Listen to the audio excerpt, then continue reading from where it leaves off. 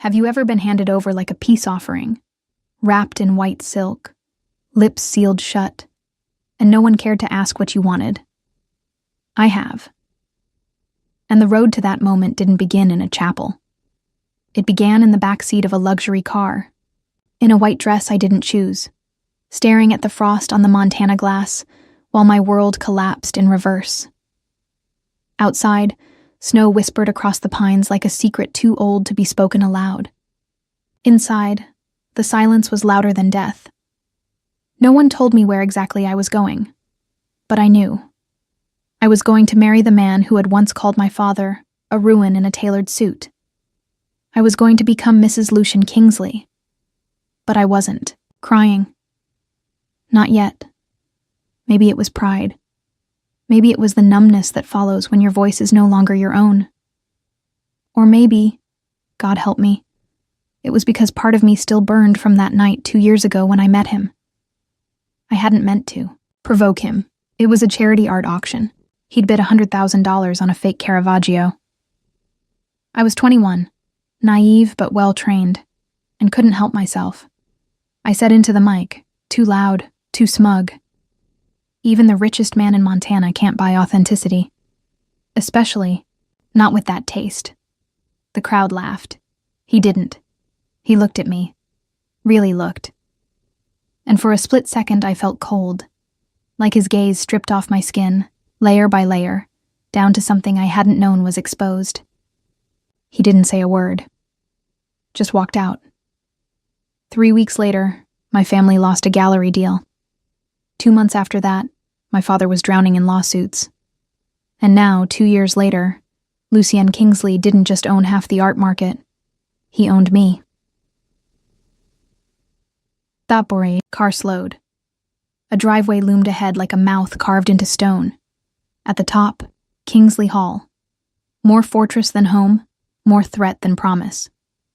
"We're here," the driver said. Not unkind, but not warm either. I stepped out. My heels sank into the slush. The wind cut through my veil like it was hunting skin. And then, there he was. Lucian Kingsley stood at the top of the stairs, backlit by the old mansion's light. Perfectly tailored black coat. Hands clasped. Eyes locked on mine like he was waiting to see if I'd flinch. I didn't. I walked up those stone steps one by one, heart beating so loud I could feel it in my fingertips. He didn't move. "Ella Monroe," he said, voice smooth as velvet over, steel, still so determined not to break. "You haven't earned the right to see me break," I shot back. There it was again. His smile that wasn't a smile. The curve of his mouth said control. His eyes said calculation. He offered no hand, no greeting, just turned and led me inside. Kingsley Hall was colder than the air outside. Walls the color of war. Ceilings too high to hear yourself think. The wedding, such as it was, would take place in the library. No guests, no vows, just a legal officiant and a signature. I thought he might say something ceremonial, but when the pen reached his hand, he looked at me, not my dress, not the veil, and said, "Do you remember the auction?" I blinked. "You humiliated me," he continued softly. "In front of the very people I was trying to crush. I stayed, silent. So I bought your silence. And then I bought your name. But what I didn't expect," he stepped closer, breath warm against the chilled air between us, "was how much I'd want to see you tremble." He wasn't touching me, but my skin reacted like he was. I hated that. Hated how his voice curled around my spine like smoke. Hated that I didn't hate him nearly enough. The official entered. Papers were signed. I became a Kingsley. He didn't kiss me, didn't say congratulations. Instead, as the room cleared, he leaned in, just enough for me to smell cedarwood and whiskey on his breath. "You thought I wanted revenge," he whispered. "But I want something worse. I want your obedience. And I want to see what happens, the moment you stop pretending you don't want to give it." I stood there, pulse throbbing. My hands trembled, but not from fear, from fury, from heat, from something I didn't have a name for yet. He walked away without looking back, and I just stood there in my wedding dress, realizing the war hadn't ended with this union. It had just begun. People say marriage is a promise. Mine felt more like a dare. He thinks he owns me. But the truth is, I signed that paper not to save my family. I signed it because I wanted to watch a man like Lucian Kingsley learn what it's like to lose control. What about you? Have you ever done something reckless, just to see if the world would flinch? I did. In white. With a man who looks at me like I'm both the storm and the firewood. And I think I just started a war I might not want to win. The bedroom was colder than the rest of the house. That felt intentional. It had high ceilings, bare walls, a fireplace that hadn't been lit in years. One massive window overlooked a frozen lake, the surface white and silent like a corpse under glass. On the bed sat a folder. Thick, cream-colored, monogrammed. Of course, I didn't touch it. Not yet. I stepped out of my heels and walked barefoot, across the wooden floor, feeling the chill climb through the bones of my feet. This wasn't a room designed for comfort. It was designed for control. Behind me, the door clicked. I didn't have to turn to know it was him. I told them not to start the fire, Lucian said, voice even, casual, like he was commenting on the weather. I wanted to see how long you'd last. I turned. He stood in the doorway, hands in, his pockets, eyes dark as polished obsidian. The kind of gaze that made you feel like prey, even when he hadn't moved an inch. Is this a test? I asked, folding my arms. No, he said. It's a courtesy. I raised a brow.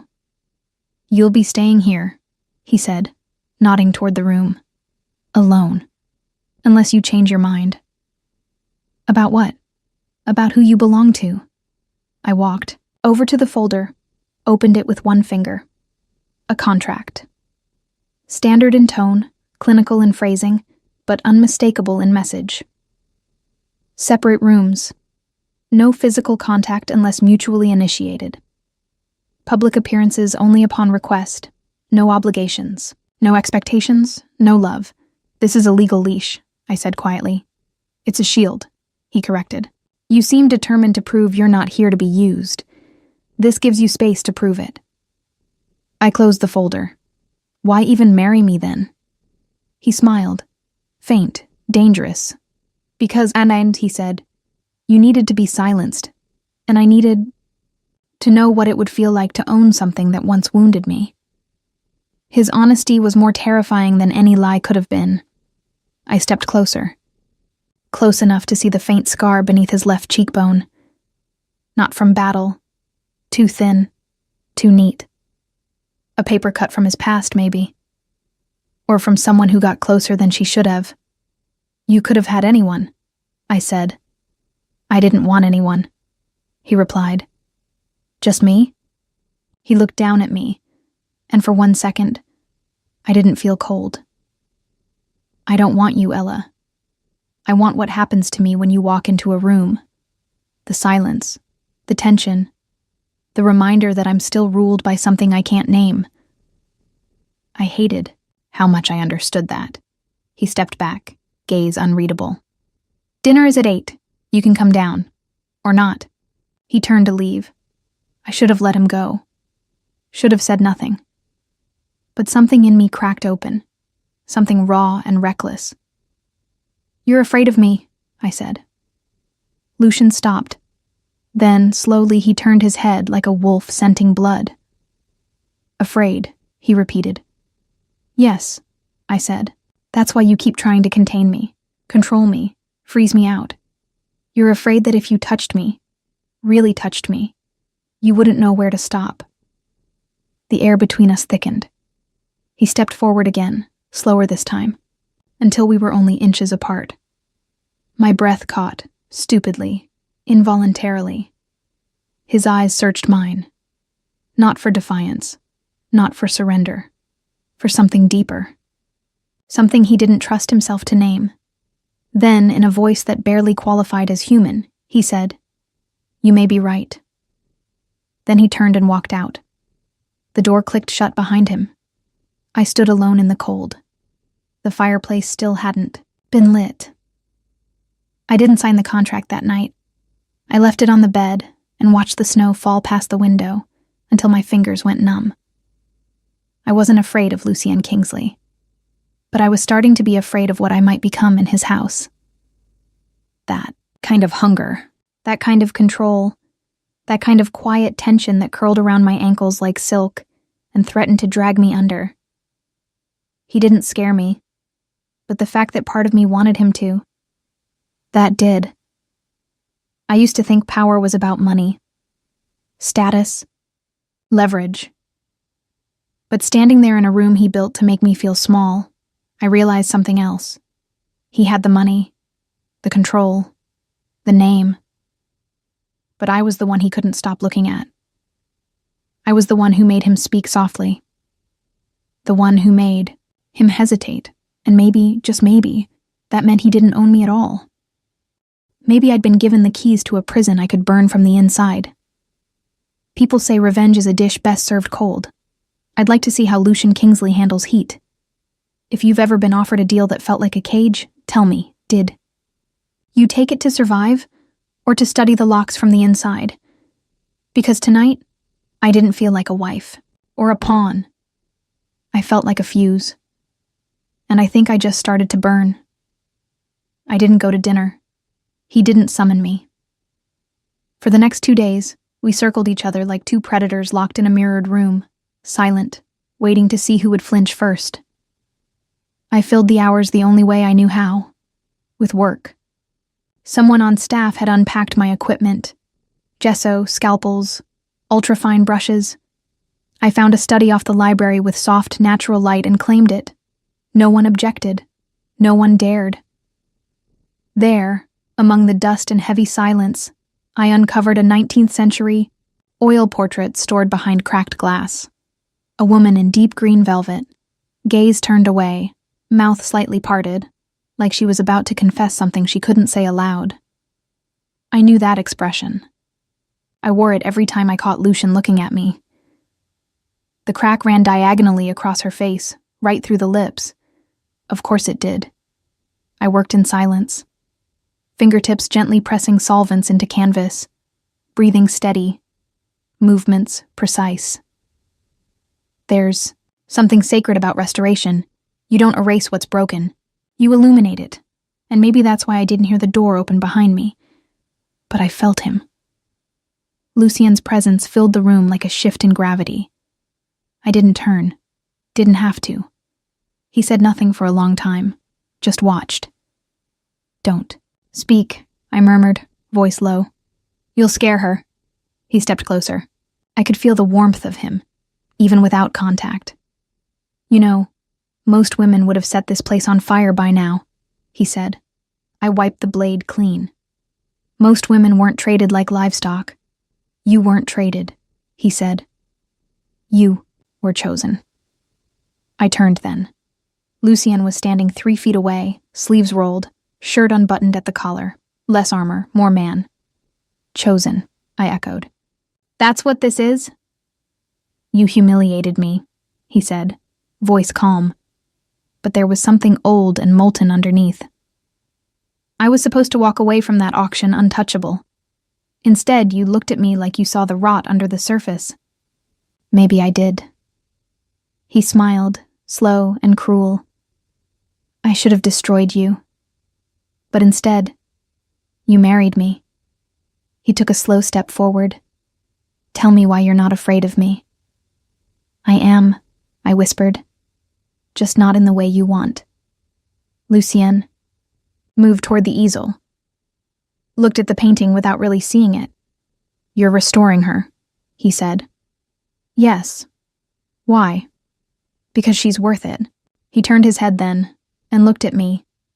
Really looked at me. "That's what terrifies me about you," he said. "You look at ruin and try to bring it back." The air crackled. And then, his hand moved. So slow I could have stopped it. So gentle it made my skin ache. Fingers grazing the edge of my wrist. Just a touch. But everything in me reacted as if I'd been thrown into fire. I didn't flinch, didn't move, just exhaled. A sound, low and trembling, escaped my lips before I could stop it. It wasn't pain. It wasn't fear. It was recognition. Lucian froze. His eyes locked on mine, the way a man stares at a crack in the dam right before the flood. Then he stepped back, too fast, like he'd touched something holy by mistake. I shouldn't have done that, he said tightly. Why? I asked. My voice was steadier than I felt. Because I don't know what happens when I start. Maybe, I said. You're more afraid of what happens if you don't. His jaw flexed. For a man so used to power, control, dominance, he looked undone. The moment splintered. He turned on his heel and left, without another word. The door slammed behind him, and I was left standing in the quiet, with my heart thudding, my wrist still tingling, and the sense that something irreversible had just begun. I looked at the painting, at the woman with the parted lips. She wasn't turning away anymore. If anyone ever tells you touch isn't a weapon, they've never been touched like that. What scared me most wasn't that I'd moaned. It was that I'd wanted to. It was that I still did. Tell me something. Have you ever been touched so lightly it broke you? So softly it echoed louder than a scream? He barely laid a finger on me. But now I can't stop remembering how it felt. And I'm starting to think that first touch wasn't a beginning.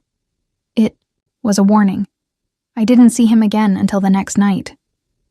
Lucian didn't knock. He just appeared in the doorway of the library, as if the walls had summoned him. His suit was charcoal, his voice, smoke and stillness. You're not eating. I didn't look up from the book in my lap. Observation, not concern. You need food. You need boundaries. That earned me the ghost of a smirk. He stepped in, walking past rows of old books like he belonged to their era. A man sculpted for war, preserved in cashmere and secrets. I closed my book. If you're here to touch me again, you'll have to use more than your fingers this time. He paused mid-step. A flicker of something crossed his face. Surprise? Lust? Shame? He masked it fast. No. I'm here to give you something else. He handed me an envelope. Heavy. Cream-colored. His signature in ink across the seal. Inside were photos. Dozens of them. Newspaper clippings. Lawsuit documents. Scans of wire transfers. I flipped through them slowly, heart climbing with every page. What is this? I asked. Evidence, he said, of what your father did to mine. I stared at the final page. A letter. Dated 15 years ago. Signed by my father. Promising silence in exchange for controlling shares of a failing firm. The signature matched. The ink was real. My stomach dropped. Your father faked an investment. Scandal, Lucian said quietly. Used my parents as scapegoats. Let them drown to keep his company afloat. My throat was suddenly dry. You think this is why I'm here? To pay for his sins? You're here, he said, because it was the only deal your father was willing to make. One daughter to settle the war, one Monroe to bring peace. But I didn't accept that deal for peace, Ella. He stepped closer. Just once. I accepted it to end a legacy. The heat in my chest wasn't anger. It was shame. I hadn't known. Hadn't seen the blood under the family crest I carried so carelessly. I was a child, I said. I didn't know. I know. His voice was low, controlled, but something frayed beneath it. I should have destroyed your family completely, he added, but I wanted something different. I wanted you. I stood slowly, the envelope in my hand like a weight I didn't know how to drop. Why me? Because when you humiliated me at that auction, you didn't do it for attention. You did it because you believed what you said. I did. And that terrified me. Lucien turned toward the fire, and I saw, for the first time, the lines in his shoulders. Tension he carried like armor. I've built an empire on obedience, he said. People move when I enter a room. Men tremble. Women seduce. And then, you, this unpolished, furious girl in a gallery apron, looked at me like I wasn't worth a second glance. You wanted revenge. I wanted to forget that moment ever happened. He turned to face me again. And this time, I saw it. Not hate, not hunger, but something worse. Regret. I thought if I took you, he said, I'd regain control. Have you? Lucien didn't answer.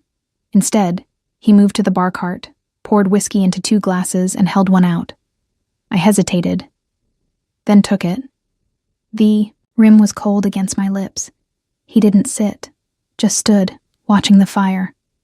You know, my mother used to paint, he said. She believed color could cure sorrow. What happened to her? She died in that scandal, of shame, of silence. I watched him now, his profile lit in orange, the strong line of his jaw, the flicker of a muscle in his temple. She believed truth could save us, he continued. But truth didn't matter. Power did. And your father had it. He turned toward me. I swore I'd never let anyone take power from me again, until you walked into my life and made me want to give it away. My heart skipped. It wasn't a declaration. Not yet. But it was the first crack. You want me to pity you? I said, softer than before. No. I want you to understand what you married. He took a step forward. What happens between us from now on, Ella, is no longer about your father or mine. It's about what we do with the ruins we've been handed. Silence fell between us, heavy and aware. Then he reached out, not to touch, but to offer his glass in a toast. To truth, he said. I clinked mine against his, and drank. If pain was a language, Lucien Kingsley spoke it fluently. But somewhere in that broken dialect, I heard something else. Hope. You ever sit across from the person who ruined your life and realize they might be the only one who can help you rebuild it? That was tonight. He didn't ask for forgiveness. He gave me truth. And I don't know what's more dangerous. A man who lies to you, or one who finally doesn't. Dubai. Power went out just after midnight. I was in the gallery hallway, trying to sleepwalk my thoughts away, when the lights blinked once, twice, and then gave up. For a second, the house exhaled. Every humming wire, every bulb, every warm trace of life vanished, swallowed by Montana's brutal winter night. Then I heard it. His voice. You shouldn't be wandering. Lucien stepped from the shadows like the house had conjured him. He wasn't dressed for sleep. He never was. Just black slacks and a half-buttoned shirt that clung to him like a second skin. Power made flesh. There's a generator, he said, but it doesn't reach this wing. Of course it doesn't. He raised a brow. This wing, I said, the one you locked me into. I didn't lock you in, Ella. You stayed. Maybe I wanted to see what it felt like. To be trapped? No, to trap you. Silence stretched between us, thick as the dark. Outside, the wind howled against the windows like it was trying to claw its way in. A storm. A real one. He didn't move. Neither did I. Then he said it. Low, dangerous, closer than I expected. I dream about that night. My breath. Caught. The auction, he clarified. When you humiliated me. You deserved it. He nodded slowly. I know. Lightning flashed. A long silver rip across the hallway wall. Then darkness again. "I hated you," he said. "I know. I still might." "Do it then," I whispered. "Hate me." He stepped closer. I didn't back away. I couldn't. His hand came up, slow, deliberate, fingertips brushing the side of my jaw like a match being struck. My skin lit up like it had been waiting for the flame. "I don't know what this is," he said. "I do," I said. "It's a fight, and we both keep losing." Then I pulled him toward me and kissed him. It wasn't soft. It was war. Lips crashing, teeth scraping. Hands grabbing cloth like it might disappear if we didn't hold hard enough. I felt his body tense, then give in completely. The hallway disappeared. The house disappeared. Only heat. Mouth. Hands. A storm behind glass. He pressed me back against the wall with one arm braced beside my head, the other tangled in my hair. "You drive me insane," he breathed against my mouth. "Good," I whispered. "Now you know how it feels." Another kiss. Deeper. Desperate. No strategy. No distance. Just the violent, aching collision of two people who'd built walls too long. When he finally pulled back, we were both gasping. Lightning flashed again. His eyes searched, mine wild, disarmed, real. "Do you want this?" he asked, hoarse. "Yes," I said. "God, yes." But I wasn't talking about sex. I was talking about us. This impossible, burning thing we'd been pretending we could manage. He touched my cheek. Slower this time. Reverent. Like he'd only just realized I was real. Then he did something I didn't expect. He laughed. Quiet. Shaken. I've never kissed someone like that. Like what? Like I didn't care who lost. We stood in silence for a long beat. Our hearts beat between us like a third thing. Alive. Pulsing. Undeniable. "I don't want to be a pawn anymore," I said. "Then stop acting like one," he replied. He kissed me again. Quick. Certain. And left. No explanation. No command. Just gone. Leaving me there with lips tingling, breath gone, and the walls of the house no longer feeling like they were closing in. For the first time, I wanted to stay inside them. You ever start a war and realize halfway through that what you really want is to surrender? That was me. Tonight. And Lucian Kingsley? He's not a man who gives kisses freely, but he gave me that one. So what does that make me? A fool? A fuse? Or the only thing he can't conquer? You tell me. Because tonight, I didn't walk away. I kissed the enemy, and I liked it. I didn't sleep. Not after that kiss. Not after the way his breath had caught when I said yes. Yes, I wanted this. Yes, I wanted him, and I wasn't going to let it slip back into silence. The storm still raged outside. Lightning lit up the edges of the house. Thunder rolled low through the floors. I walked barefoot down the hall like a woman walking into the sea, knowing it would drown her, but stepping anyway. Lucian's door wasn't locked. I didn't knock. He looked up from where he stood by the fireplace. No jacket. Shirt half open, sleeves rolled, chest rising slowly like he'd been expecting me, but not trusting himself to hope. I didn't say a word. I walked toward him and dropped the silk robe I was wearing. Naked. Completely. He didn't move. Didn't blink. His throat moved as he swallowed. Hard. "Ella," he said, almost like a warning. "No more pretending," I said. "No more control." Still, he didn't touch me.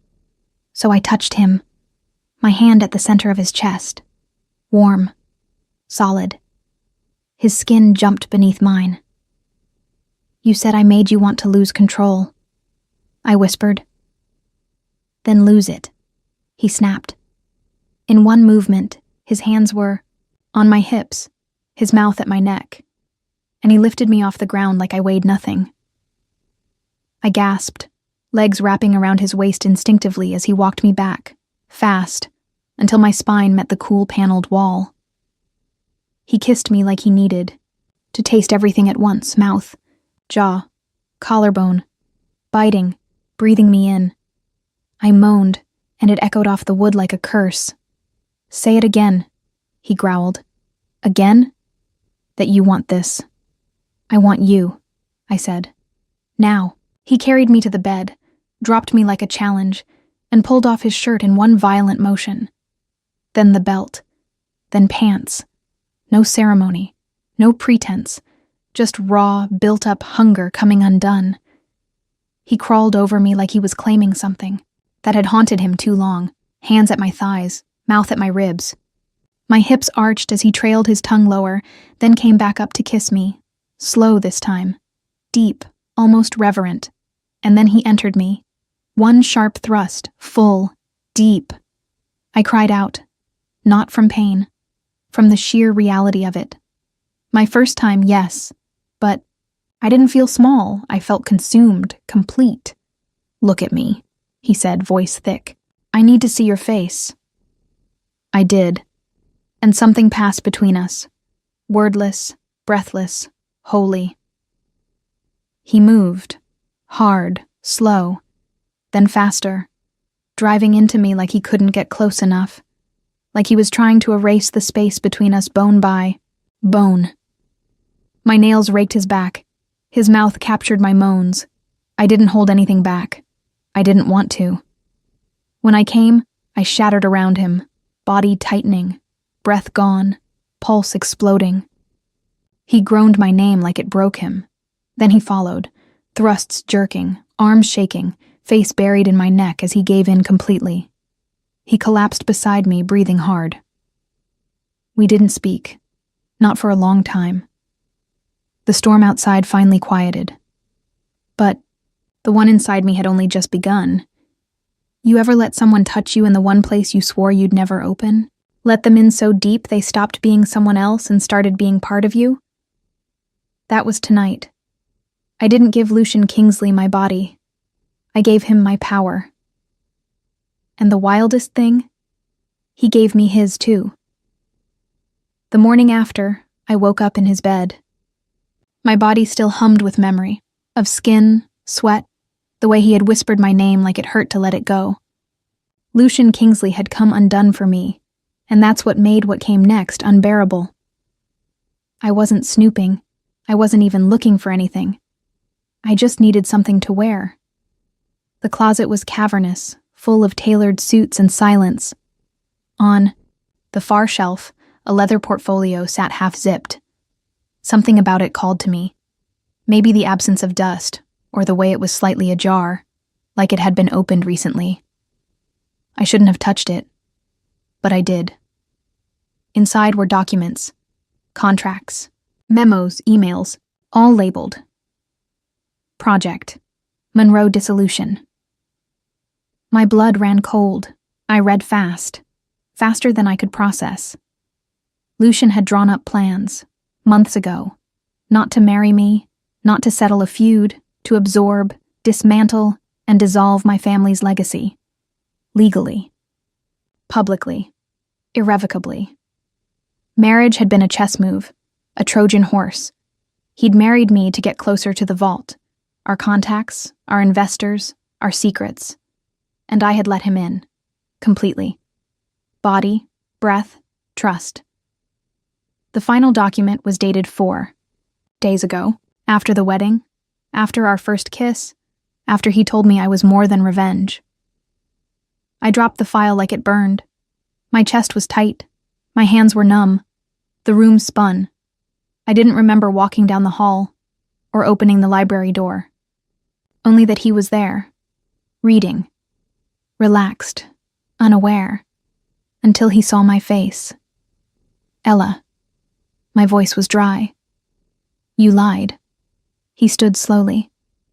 Let me explain. You said the war ended when we married, that we could build something new. It can. If you let... You planned to ruin me, I yelled, voice cracking. Not my father, not my name, me. His jaw tensed. I started those plans before I knew you. You continued them after, I said. After you kissed me, after you touched me, after I gave myself to you. He stepped toward me. I stepped back. I'm not your casualty, I said. You're not, he said softly. You're the only thing I can't destroy. Don't romanticize this, Lucian. You don't get to spin this like some tragic Greek myth where the monster just couldn't help it. His eyes dropped, shame flickering through the cracks.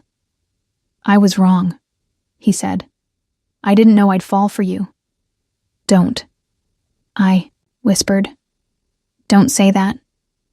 Why? Because I'll believe you. The silence between us was unbearable. Then, without a word, he did something I never imagined Lucian Kingsley could do. He dropped to his knees.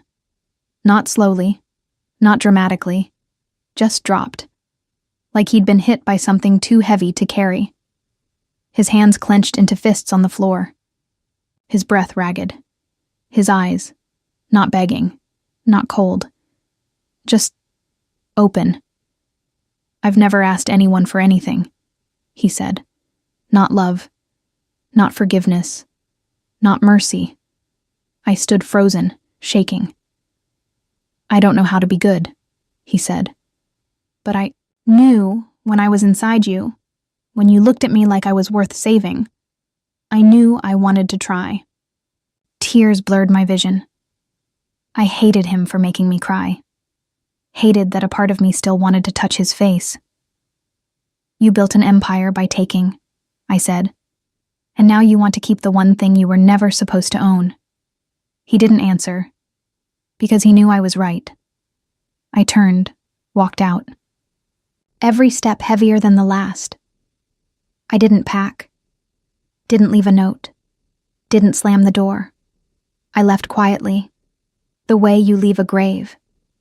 You ever lie to yourself so beautifully that when the truth finally hits, it doesn't just hurt. It kills? That was me. I thought I was the fuse, but I was the one who got burned. 1 year later, I came back, not to beg, not to test him, to see if what we'd survived had turned into something worth returning to. The New York air was thick with late spring, and the gallery smelled like old varnish, clean glass, and possibility. My name was on the wall this time. Not as someone's daughter, not as someone's wife. As a woman who had built something on the ashes of what nearly broke her. The exhibition was small, but full. Titled, Restoration, 10 paintings. Each one saved, scraped, healed. People walked slowly, quietly. Some cried. I stood in the corner, watching, not hiding, just waiting. And then I felt it, that familiar pull. I turned, and he was there. Lucian Kingsley, standing in a dark coat that made him look more myth than man. No entourage, no walls, just him. He didn't move toward me right away, didn't try to dominate the space like he used to. He waited for me. So I walked. We met halfway, between two canvases, between the past and whatever this was now. Did you like the exhibit? I asked.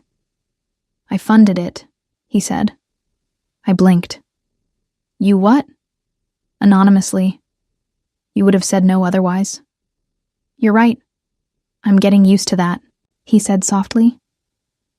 I looked at him then, really looked. His face had changed, not in shape, in stillness.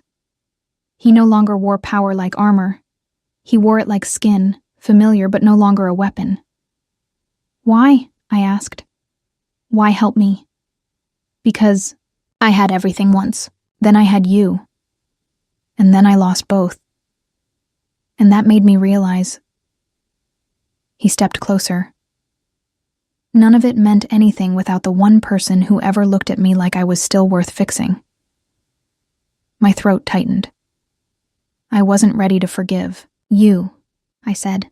I know, but I did. He breathed in like that alone undid him. I've spent the last year unlearning how to win, he said, because I never want to win against you again. I just want to walk beside you.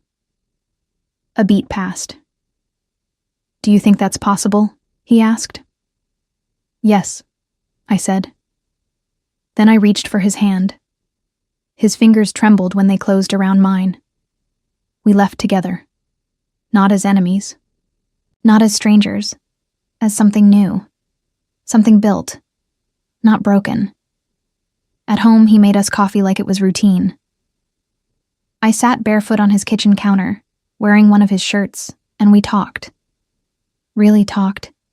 For hours. He asked about the painting I'd kept. I asked about the therapy he never thought he'd try. We didn't say forever.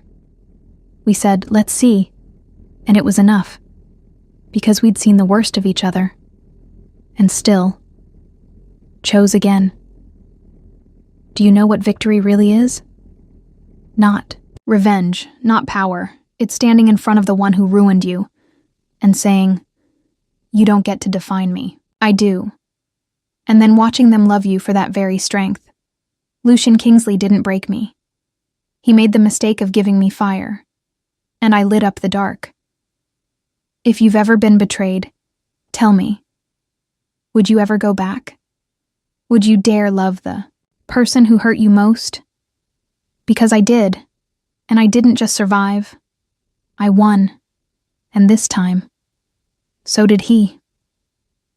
Sometimes I wonder how many women have been given away. Not with a ribbon. Not in a contract. But in the quiet choices we make. To stay silent when we want to scream. To please when we want to walk away. To forgive before they even ask. This story wasn't just about Lucian. Or my family. It was about me. Learning that being wanted is not the same as being chosen. And that loving someone doesn't mean letting them win. I didn't love him because he was strong. I loved him because he finally let himself be weak. Because he apologized without asking for applause. Because he changed without needing to be begged. I know not every man does that. I know some of you are still waiting for one who will. And if he never comes, let me say this plainly. You are still whole. You are still worthy. You are not what they did to you. We talk about power like it's a room you walk into. But sometimes, power is saying no and meaning it. Sometimes it's leaving. And sometimes, it's daring to stay when it would be easier to run. If you've ever been betrayed but still believe in love, if you've ever shattered and still tried again, then maybe this story wasn't fiction to you at all. Maybe it was a mirror. So now I'll ask you the only question that matters. If someone truly sees you, not the perfect you, not the quiet you, but the furious, honest, burning version of you, and they choose you anyway, will you believe them? Will you let yourself be loved without shrinking? Because you deserve to be. You always have, and you always will. If this story moved you, even just a little, don't forget to like the video and subscribe to the channel. There's more waiting for you here. More stories that see you, that say what you felt but never said out loud. Because sometimes fiction is the only place we tell the truth. Stay. Listen. Let yourself feel. We're just getting started.